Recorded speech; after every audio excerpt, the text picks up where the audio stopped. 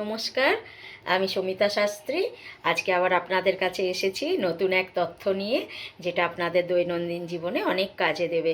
এরকমই একটা তথ্য হচ্ছে যে যদি দেখা যায় যে কারোর হঠাৎ হঠাৎ করে অসুস্থ হয়ে পড়ছেন এবং ডাক্তার বদ্যিও দেখাচ্ছেন, কিন্তু তখনকার মতো সারছেন, আবার অসুস্থ হয়ে পড়ছেন, বা শরীর খুব উইক হয়ে যাচ্ছে, পারছেন না, আপনি চলতে হাঁটতে গেলেও শরীরটা উইক লাগছে, তাহলে আপনারা এটা করতে পারেন, মানে খুবই উপকারী।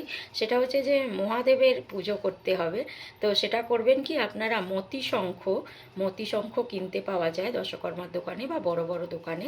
মতি শঙ্খের মধ্যে দুধ নেবেন আর গঙ্গা জল নেবেন। এবার দুধ আর গঙ্গা জলটা ভালো করে মিশ্রিত করে মহাদেবের শিবলিঙ্গের মাথায় বেলপাতার মসৃণ দিকটা দিয়ে তার উপর সেই জলটা ঢালবেন প্রত্যেক সোমবার।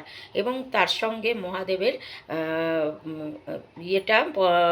মহাদেবের যে মন্ত্র আছে, মহামৃত্যুঞ্জয় মন্ত্র, সেটা আপনাকে বলতে হবে।